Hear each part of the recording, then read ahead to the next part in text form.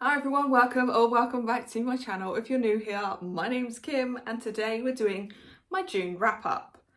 So how did I do in June? Not that well. I don't know whether it was just because I was busy, because I went travelling, because I'm just slumpy, I don't know, but it was not a good reading month. This month I only managed to read 7 books. I haven't read that few in a long time. I managed to read a total of 3,000 pages. That is only 100 pages per day. That is not like me. Star-wise, I gave out 1 2-star, I gave out 5 4-stars, and I gave out 1 5-star. That averages out to 3.8 stars for the month of June. Not bad star-wise, but not a lot of content read. So shall we go through what I actually read this month? So the first one on here was for the Tiny Terrors book club. This is hosted by Ali over at Hardback Hoarder. We read like a horror thriller every single month, and for this month it was They Were Here Before Us by Eric LaRocca. Now I had high hopes for this, I really did. Everybody just raves about Eric LaRocca's writing, and okay, his writing is good, but this confused the heck out of me, and I don't really get it. And I don't say that often. So for me, unfortunately, this book did only get 2 stars. The next one on here was the Alcohol Book Club book for this month. It is run by Becca over at Becca and the Books. It is for her Patreons. I unfortunately cannot afford to be a Patreon, but when I heard that they were reading these books, I'm like, I can read them without being part of the Patreon. So I did.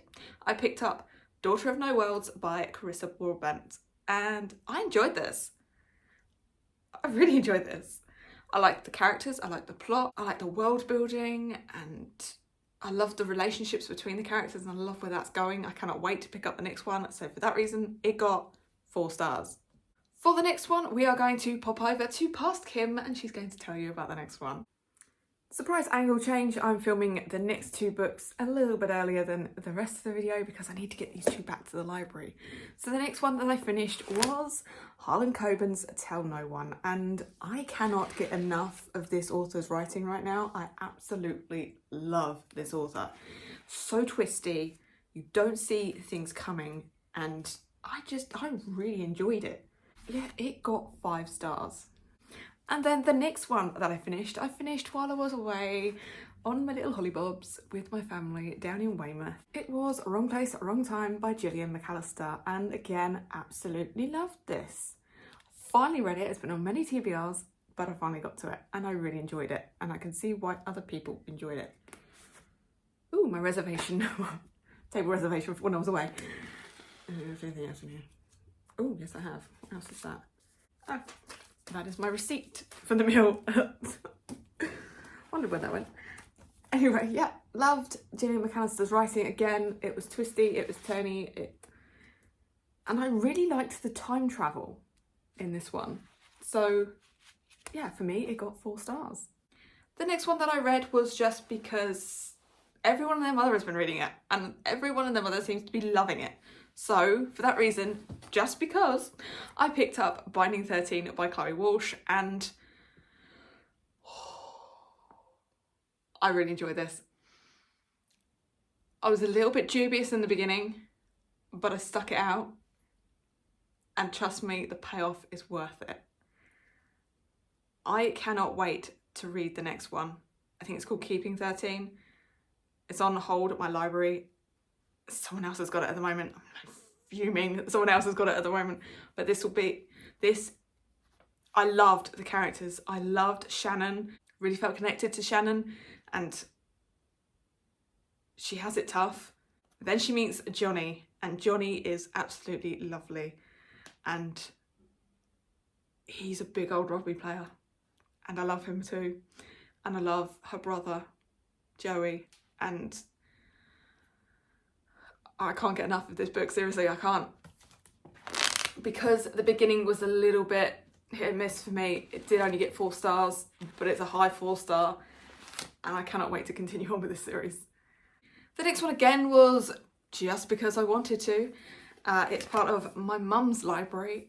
She absolutely raves about this one, says it's a really quick read and it's really catchy, and I can confirm it is. It is a really fast read. I had trouble putting this down at times. Notes on a Murder by B.P. Walter. Yeah, she was right. This is a really good read and I had some fun with it, even though it's a bit sinister at times, and yeah, I enjoyed it. So for that reason I did get 4 stars. And my final book this month was part of the Rory Gilmore Book Club. This month's prompt was to read a book that Rory herself had actually read, and for that reason I picked up The Adventures of Huckleberry Finn by Mark Twain. Again, I was really worried going into this one because it was a children's book and it's a classic. I don't get on with classic or children, so I was a bit wary going into this one. But I'm glad that I picked it up because I actually enjoyed it. Some of the language used is a bit archaic, is a bit fat-phobic at times, and it's racist, and there are some things in here that wouldn't really make it into a book today, but you kind of overlook it because it is a classic. I did enjoy the adventure that Huckleberry went on with his friend Jim, and yeah, so for that reason it did get 4 stars. And that is it. That is everything that I read in the month of June. What do you think? I'm hoping that next month is a lot better because I'm doing 2 readathons next month, and it's all leading up to a rather large readathon in August. So I'm hoping that I can get out of my slump and start reading some books. That being said, that is it for my wrap up for June. As always, down in my description box you can find a link to all of my socials. Come give me a follow on Goodreads on Instagram or on X. You can like this video, you can comment, and you can subscribe if you want to. Want to let me know you're here without actually talking to me? Let's go with Huckleberry. Leave me a fish emoji. And I will see you next time. Doodles.